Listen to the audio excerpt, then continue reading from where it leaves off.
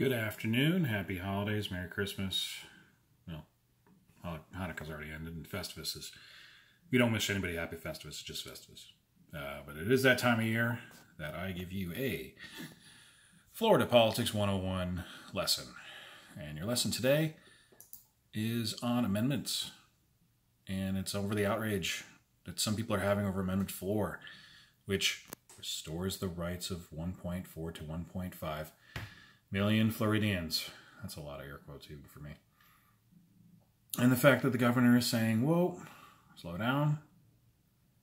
We need to pass a law. And Floridians are going, that's bullshit.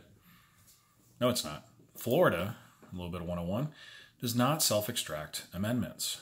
So just because you pass something doesn't mean anything until, well, the state legislature and the governor and other people look at it.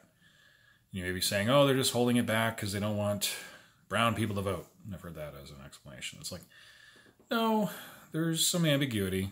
Let's go over the actual verbiage on the amendment. So this is what actually passed. So Amendment Article 6, Section 4, disqualifications is actually what Amendment 4 addresses. Article 6, Section 4. A, no person convicted of felony or adjudication in this and any other state to be mentally incompetent shall be qualified to vote or hold office until restoration of civil rights or removal of disability. This is what gets added. Exception, except as provided in subsection B of this section, any disqualification for voting arising from a felony conviction shall terminate and voting rights shall be restored upon completion of all terms of sentences, including parole or probation. B, which is the additional, is no person convicted of murder or felony sexual offenses shall qualify to vote until restoration of civil rights. And then C is the categories of things where people can't run for office, including, of course, U.S. Representative and U.S. Senator after 8 years. Yes, Florida doesn't get rid of amendments just because they've been deemed unconstitutional by the U.S. Supreme Court. So where's the ambiguity in there, Frank?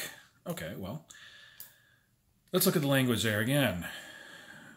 Any disqualification from voting arising from a felony conviction shall terminate and voting rights shall be restored upon completion of all terms of sentence, including parole and probation. So most filing documents, we'll use this as an example, will put in presently that there is a 5-year exemption of your ability to apply after parole is complete. So does that mean they still have to wait 5 years? I know it's supposed to be automatic, but that wasn't determined of their parole. Again, there's also out-of-state stuff. So out-of-state may have rules about how long they must apply. Does that accrue? Remember, in Florida, it's any conviction. As Halliman, who co-wrote Game Change and Double Down, said on Colbert on the night of the 2018 midterm election, he can now move to Florida and vote. Remember, felony conviction anywhere is a felony conviction everywhere in the state of Florida. So there is some ambiguity. Plus, there are 67 counties here, and all of them have their own rules, and they may want to have different rulings on it. And there's going to be some sort of direction from the Secretary of State, and there's going to be some sort of other verbiage on there also. B, the murder and felony sexual assault offenses. Well, guess what? There is no Romeo and Juliet laws in the state of Florida. So if you're a 17-year-old boy and you have sex with a 16-year-old girl, or vice versa, or you're a 20-year-old man and you have sex with a 17-year-old woman, and you get convicted of a sex crime, which is very highly possible, you're also still excluded. And when we talk about murder, is that DUI? Is that aggravated homicide? Is that manslaughter? Again, somebody has to go through, make a decision as to what is that definition. And that definition may or may not be inside the state constitution. And if you think this is an isolated case, yeah, guess what? 2 years ago, ask somebody who wants to use medical marijuana. That didn't self-extract.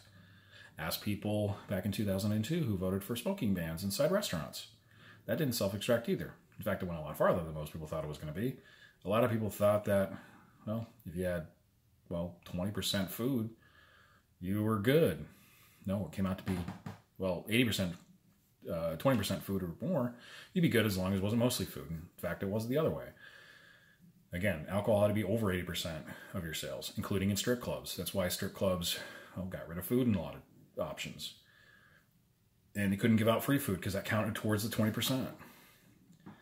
How about gambling in Florida? Yeah, that great amendment we just passed. Well, back in 2004, we passed an amendment that allowed Broward and Dade to have elections. And then that would allow for type 3 gambling. And then it took forever to allow type 3 gambling in the Broward, even though it passed in 2005, because amendments are not self-extracting. So, yeah, the governor does say he will pass something in session. Session doesn't start till March. Again, another self-extractor, unless he chooses to set session in January. So, yes, I know there's a lot of people in Tampa and some of these municipal elections who are going to be upset that they're not going to be allowed to vote. And if they're telling people to go ahead and register to vote, you might be violating their parole. Remember, that's a condition of their parole, too, is they can't do something that knowingly violates their parole. So, yeah.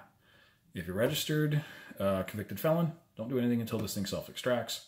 And then if need be, go to court if something doesn't pass by the end of session, which will be in May. But that is your Politics 101, and we'll be around sometime in the future.